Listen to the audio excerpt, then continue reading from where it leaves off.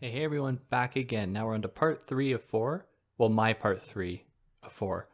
Covering chapters 7, 8, and 9 of Foucault's third series of lectures from the Collège de France titled The Punitive Society. So you know the drill, like, share, subscribe, it helped me out a lot. Tell your friends, they might love this, they might hate this. Who knows? At least you've gotten closer with them by sending them a message. If you can help me out monetarily via Patreon or PayPal, but no pressure to do that. If you're just tuning into this one, what are you doing? Go check out episodes 1 and 2 of this text first and all the other Foucault texts I've done. Yeah. So, let's start with chapter 7 here. As I promised you, we're going to start by talking about France.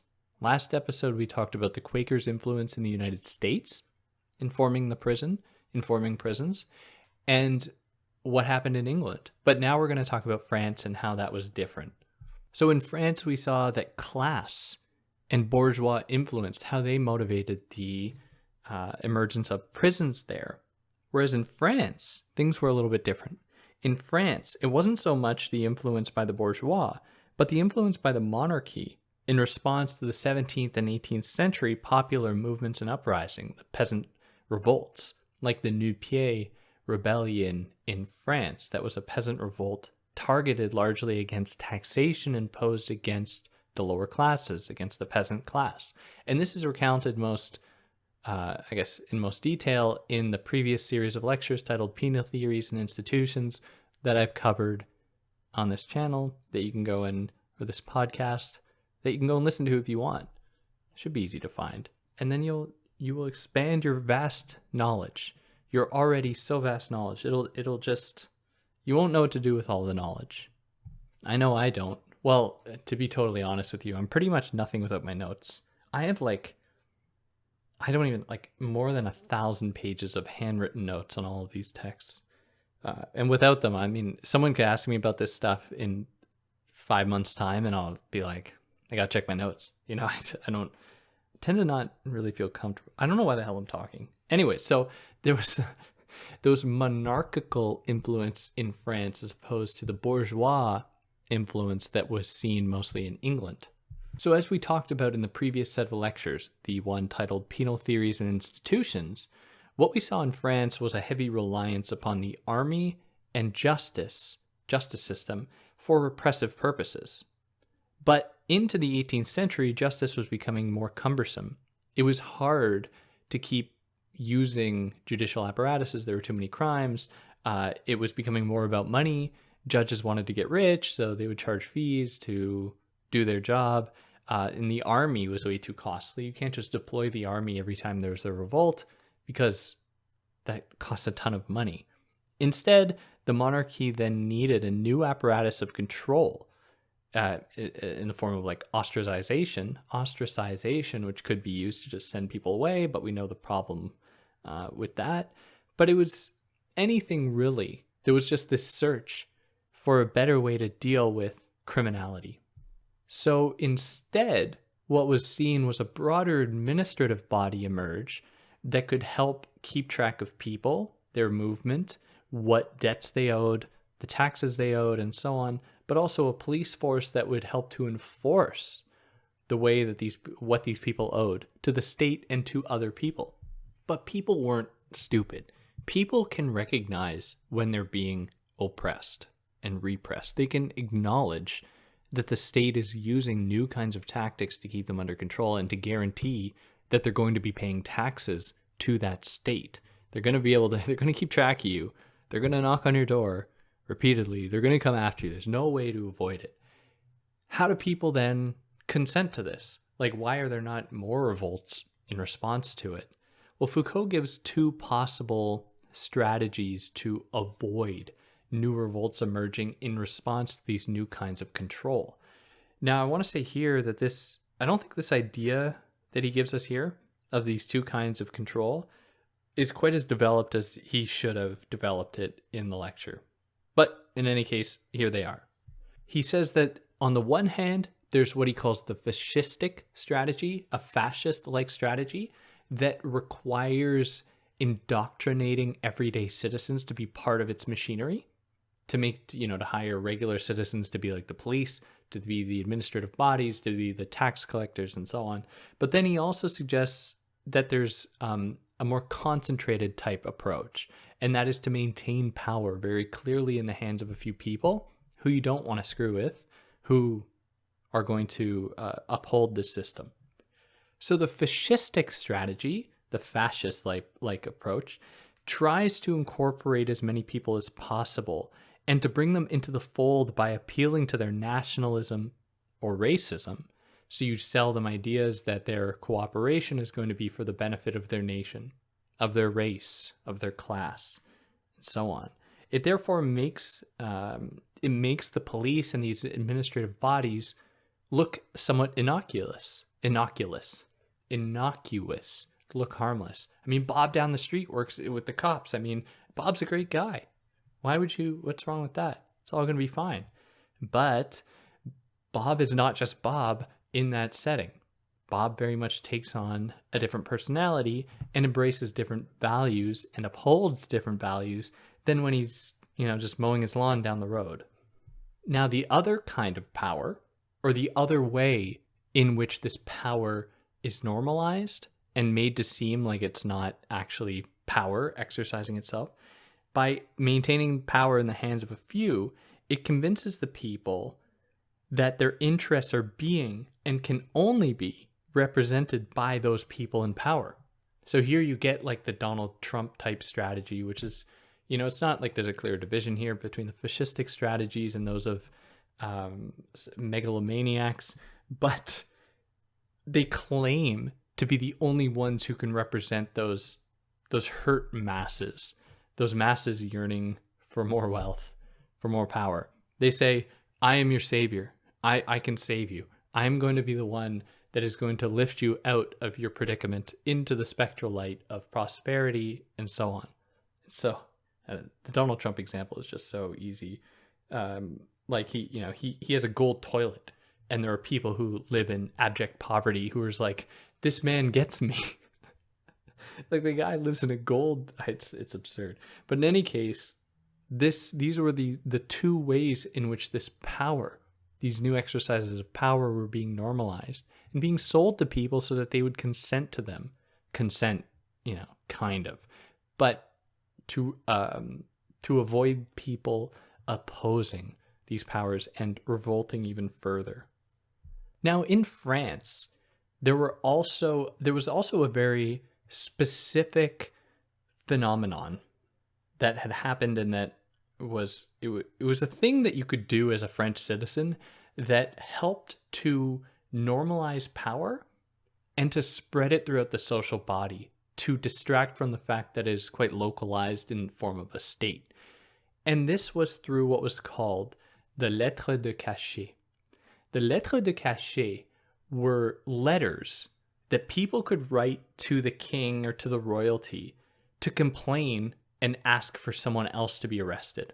So if Bob down the street stole my lawnmower, because he's mowing his lawn, he must have stolen my lawnmower, I could write a letter to the king, and then someone could show up and arrest Bob because I wrote a letter. And this gives people the impression that they have power. It's like, I wrote this letter, I got Bob arrested, I have power. No one rules me. I mean, I am God in this situation.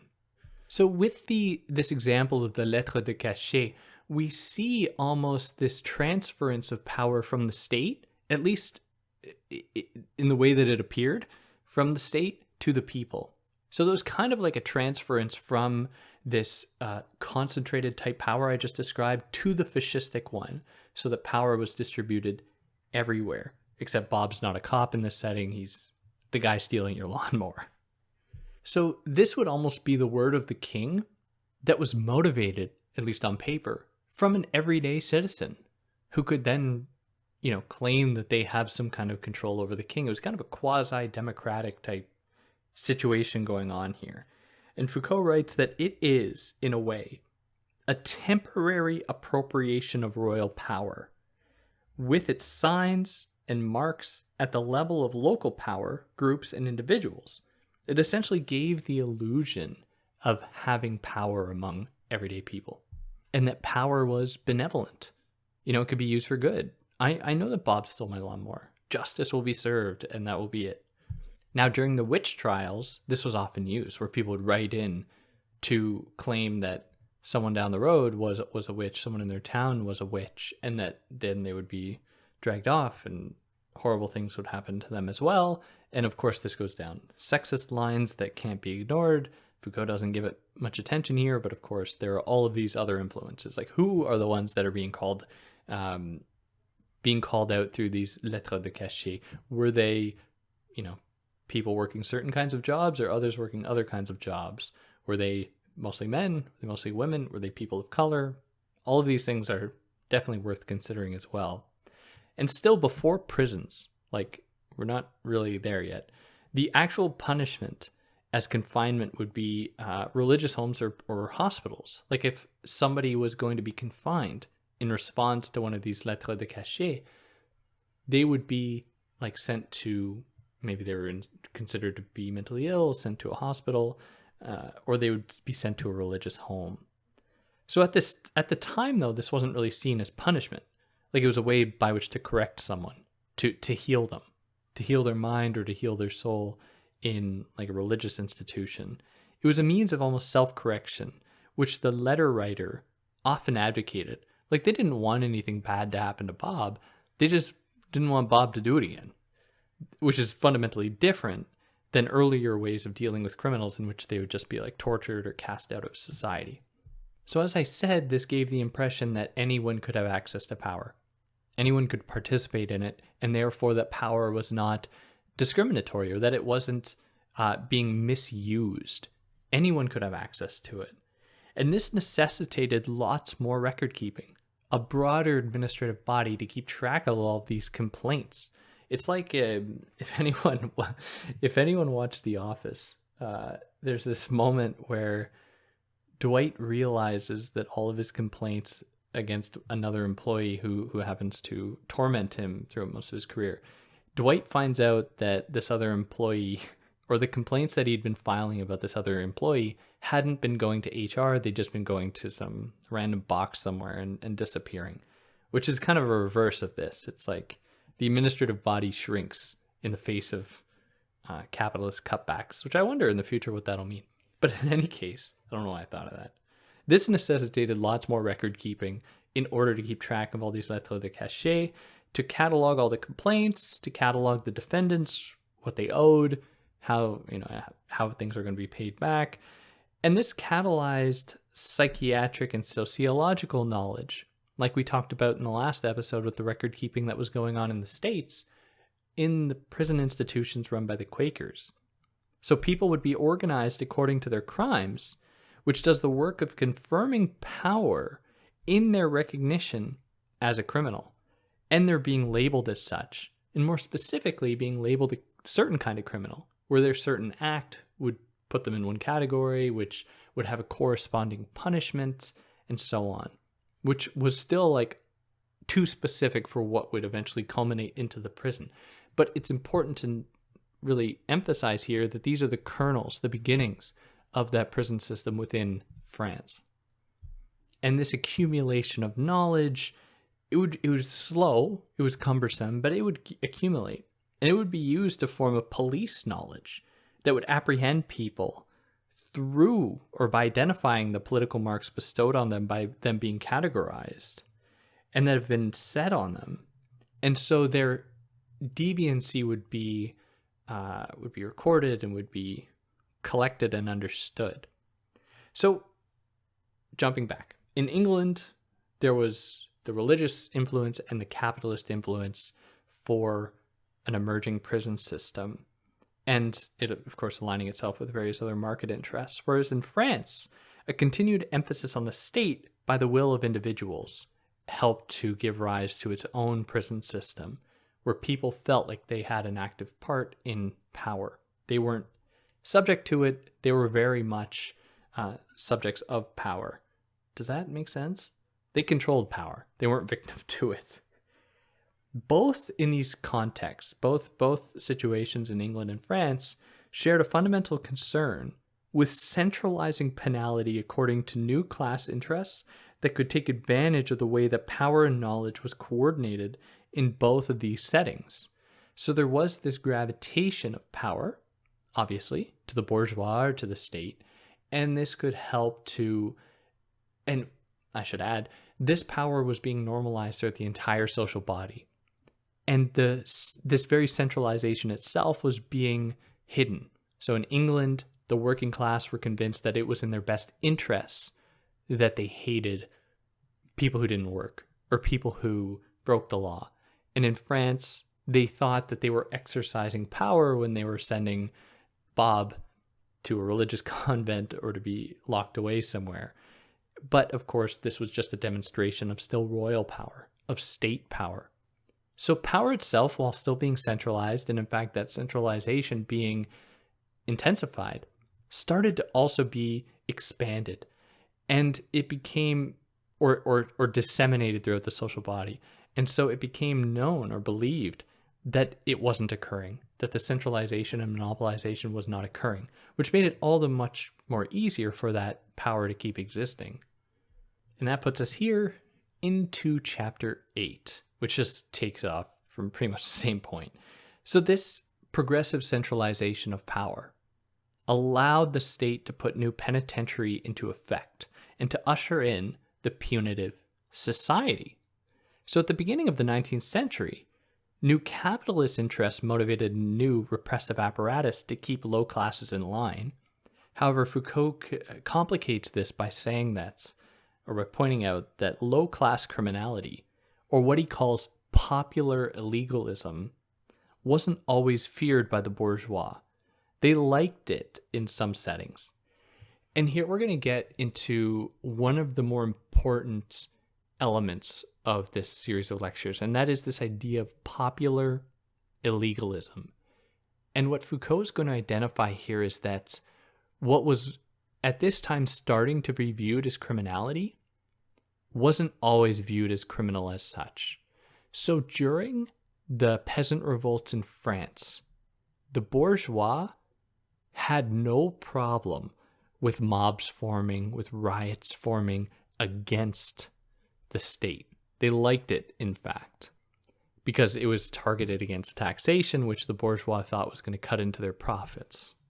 It was only when these popular illegalisms started to threaten the bourgeois that they began to codify these popular illegalisms as being illegal and criminal in law, which reveals to Foucault the extent to which our very idea about criminality, about the legal system, about justice, is so historically contingent, and it is dependent upon so many interests and factors that, we can't attribute to it like a divine quality to say that it's given to us by God. There are so many other factors at play. Now, additionally, within capitalism itself, it welcomes certain kinds of criminality from the perspective of old penal law, like under feudalism, while criticizing others. So under capitalism, we see that smuggling is accepted while banditry is not accepted. You can swindle someone on the market, but you can't go and rob a train or something. It accepts tax refusal, but it rejects highway robbery. It says that you can take away from others by refusing to pay taxes, but you can't take away from others by showing up on their, running over their wagon or pulling over their wagon and taking their stuff. But this is the crux of the entire capitalist system for Foucault and for others like Marx, is that it is a normalized type of thievery where workers show up to work and they are paid for less than they are earning someone else. Because if they were paid the amount that they earned someone else, like if I go to McDonald's, I work at McDonald's and I make a burger, if I'm paid for the amount that that burger is being sold for, then the person who owns the business isn't going to make money. So it depends upon my labor and my product being, I'm being shortchanged on that product, which couldn't happen somewhere else. Like I can't go to McDonald's and then I ask for some fries and the cashier says that it'll be $1, $2, whatever the fries cost, whatever size you get. And I say, no, I'm going to pay $1.50 for this. and then just take them and walk away. They'll call the police on me and I'm going to be screwed. But that's not really different from this other system. I mean, that cashier might be like not really give a crap. They don't care. I mean, they're making $11 an hour. They don't care. So they're going to just be like, whatever. And in that moment, I've done nothing wrong, at least according to the capitalist system that does that exact same thing against workers every single day. But because it is a criminality that has been normalized, it doesn't get registered as such. It's thievery that does not get registered as criminality. So of course, this is a system that tries to privilege the few. It's designed to privilege the few. And so the lower class people within it try to appeal to the state to protect them. They're like, hey, these bourgeois, the capitalists are screwing us over. State, can you get us out of this? Can you help us in order to protect them from economic exploitation? Which is definitely having the script flipped here. We're definitely seeing that whereas previously the lower classes would have opposed the state for taxation, for stepping in line of their accessing wage labor, as economic exploitation increases, people definitely see the need to appeal to the state as being like something that will defend them in the face of capitalist interests, because at least people in the state, you vote for them. Like their power is dependent upon the consent of the people in a democracy, at least ostensibly, one that's free and not subject to overthrowing Capitol buildings. But you don't vote for the people who are going to exploit you. You're often forced into positions of exploitation given circumstance and given everything else. But at this point, it's hard to say whether or not state influence is actually totally separate from capitalist influence. In fact, through lobbying, through everything else, these two come to be intertwined, where many of the state's policies actually reflect and try to maintain the privilege of the few. And I remember last year in Canada, when the last federal election occurred, I guess it was 2 years ago now, there was a very interesting moment during the federal election debates in which the candidates were asked. I think one of the candidates was asked. I think it was Jagmeet Singh, who is leader of the NDP. He was asked in response to his desire to impose some kind of rent control or to protect renters. He was asked how he can account for the harms that will do to homeowners, to people who rent out. And I thought that this was a really interesting moment, because what this question did was place the small camp of landowners, of homeowners who rent out, place them as a similar weight to the entirety of renters, which is the population like magnitude greater than people who rentees. I don't know why I'm drawing a blank. People who rent out their places or rent out apartments, landlords. I don't know why I'm like this. Claiming that landlords were an equal sized group to that of renters. When if political parties' interest is to represent the people, it is going to democratically go for the most people who vote for them, which just makes sense that they would then side with renters. But in the question was implied that their weight is actually equal, that somehow they comprise the same size population, which is totally strange. And I thought it was just such an interesting moment. And one of the ways in which the state and its relationship to capitalist interest has been normalized, and how they come to benefit one another. I'm sorry for that last 2 minutes. God, I feel like my brain shut off for a minute there. And this has been a long time coming. The state has been slowly influenced by capitalist interests for 500 years. And even before capitalism, early landowners wanted to have their interests represented in the state. And of course, when they transformed into capitalists, the legacy just continued. And it came to influence what was considered legal, what was considered illegal. And it did this through 3 broad steps, which he just kind of briefly mentions. He says that it came about by appropriating the judicial apparatus, by buying offices, and introducing profit motive. It also came about by infiltrating the state apparatus. It also encouraged illegality to expand industry. where industries expand into parts of the globe where it can get super cheap labor, cheaper than the apparent rules-based liberal order we live in should permit, but they turn their backs, or they just close their eyes when it will actually benefit business. And it really calls into question how much they care about human rights and how much they care about people's well-being. So when certain actions become a threat to the bourgeois, they turn penality against it. They call upon the penal system to imprison those people, to prosecute them. So, for example, dock workers in the 18th and 19th century in England, dock workers who could steal from their employers. So in this situation, capitalists commit thievery, obviously all the time, but when it's done against them, like dock workers stealing some of the value that they've given to the capitalists back, then suddenly it is a crime. Suddenly that's not okay. And the wild thing about this is that it just seems like so obvious to me. But like people don't want to hear it. It's like it just seems so obvious. But anyways, and interestingly, I think that it was so Bentham designed the panopticon, and this idea came from his brother, who I think was a capitalist who was worried about dock workers stealing his stuff. And so Bentham wanted a way to manage these dock workers for his brother's interests, or his brother wanted this, and the panopticon kind of came out of that, and then Foucault took that up. But in any case, so because capitalism's logic of property, wealth, and ownership became ubiquitous, it was all present throughout the social body, it could very quickly be adopted.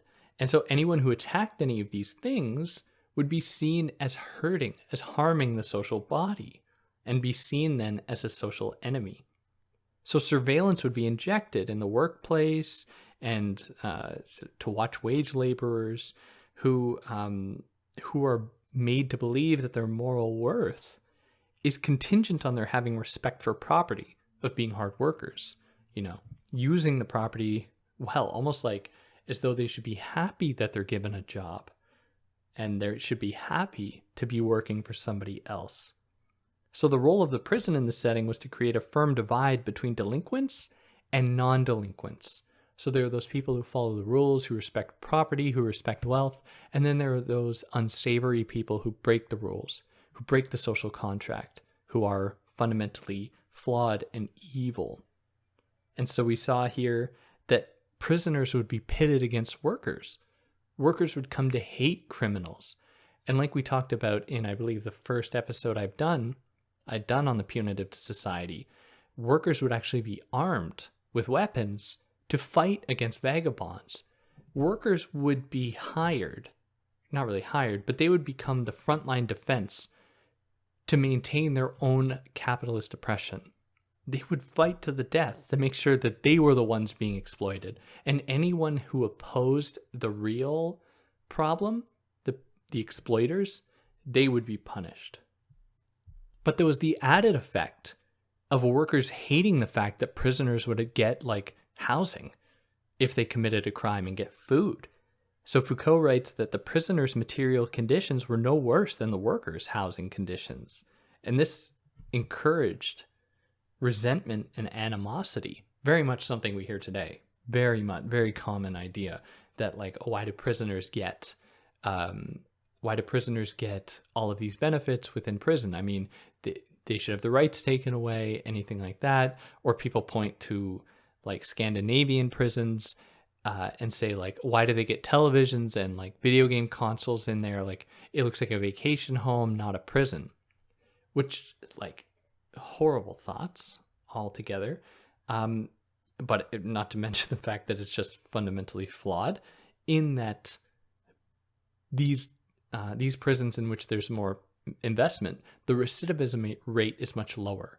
That is, people are less likely to recommit crimes. So it signals that it's not as though people go to prison just because they want to be in prison. They go to prison for whatever thing that they've done, and with better social policy, with more government funding, they're actually able to make sure that people don't enter prisons again.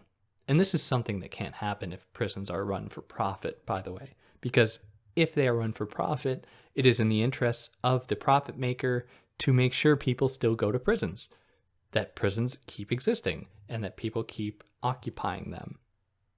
And that puts us here into chapter 9, where the bourgeois justifies, or the justification for their penal and legal theory was, or they viewed it as being more legitimate than previous feudal ones, because to break the rules before within feudalism was seen as having just broken like some arbitrary rules established by some landowners. Whereas now within the capitalist economy, to break the rule suddenly means a lot more. It is almost to break not only a moral code, even though that's part of it, it's almost to break a natural law, because capitalism's logics have become so naturalized within this world that to oppose it means you must be like against nature. You must be against God. One of the other ways that this was able to happen was with improved forms of communication and travel, which Foucault doesn't pay a whole lot of attention to, especially communication all throughout his work, like as a mode of disseminating normative ideas. He doesn't talk about it a lot, or at all really. There might be like some example, but it's definitely an absent part of his work.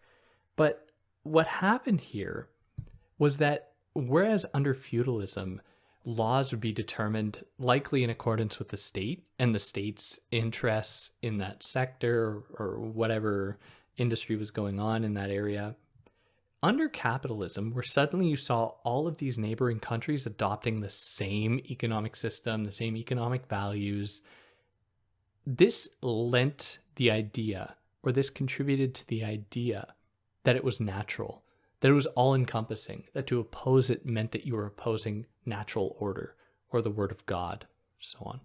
And it was occurring everywhere. I mean, it was happening in cities with workers and capitalists. It was also happening in the country with the few farmers who stayed out there, feudal lords who had transformed into capitalist owners, because there was an influx of wealth. And there was a transformation of these rural country areas to capitalism, and kind of the imputation, where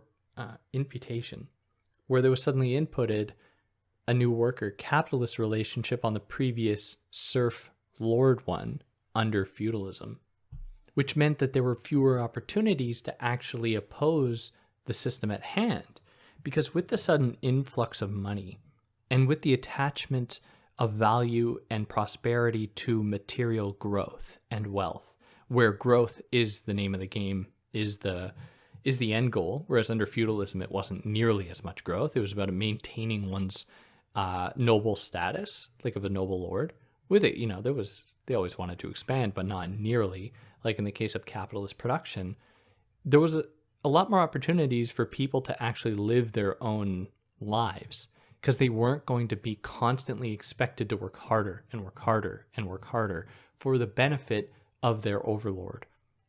Only within capitalism were they going to be expected to work that much harder, that more stringent surveillance and control is going to be imposed to guarantee this growth for the sake of growth, to guarantee this expansion for the sake of expansion, which meant that especially in these rural country areas, it would be harder and harder to get away with any kind of deviancy, quote unquote, or living for oneself, which would be branded essentially as being a deviant act, like being idle, like choosing to take a break when it's not your break time.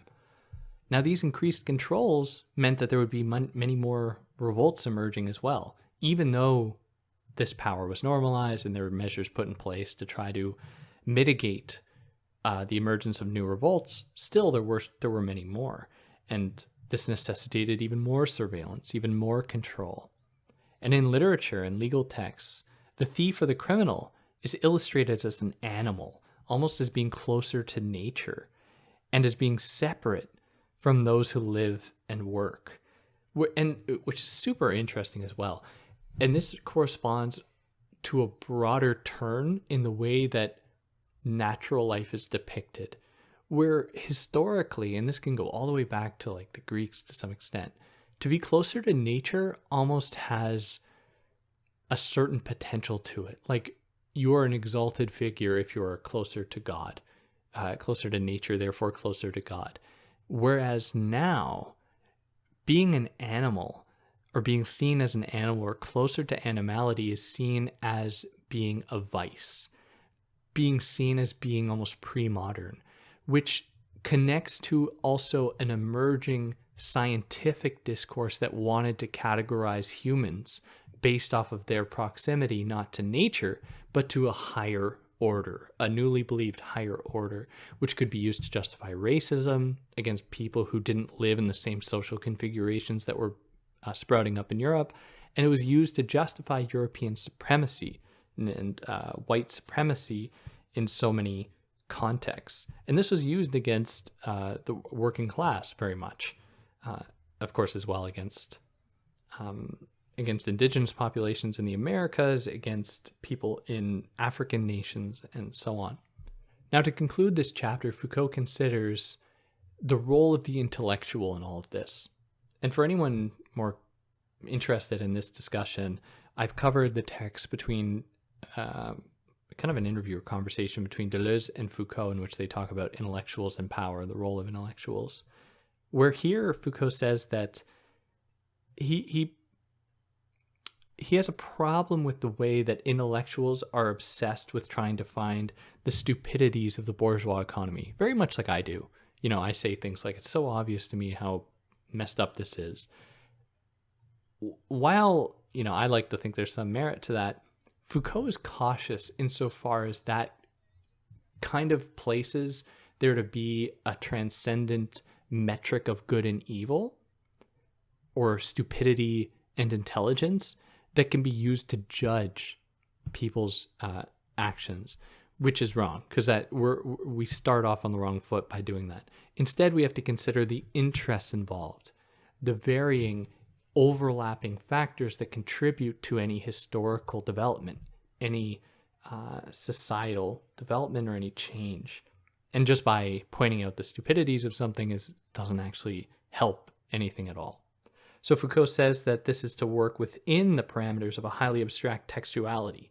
That is, what is said, what is not said, to just kind of deal with things in terms of their validity or their non-validity, instead of looking at the discourse and the ways that the various forces work within and against one another, to take a broader holistic approach to it. Now, as one of the footnotes suggests in this right here in the text by the translator or the editor, can't remember which, who says that this is very much a jab at Derrida, and it is.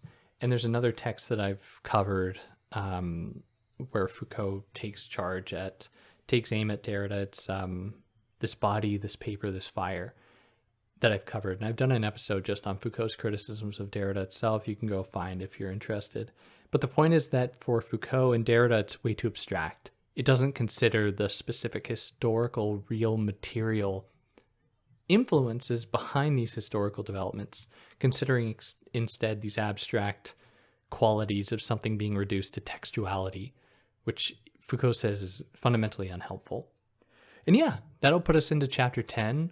We'll cover that next time, as well as the other last chapters, 11, 12, 13, and the course summary. But yeah, if there's anything I got wrong, I'd love to hear about it. Anything I excluded, I'd love to hear about it. If you like what I did, like, share, subscribe. And yeah, tell me if you agree, disagree. And I'll catch you later, next time.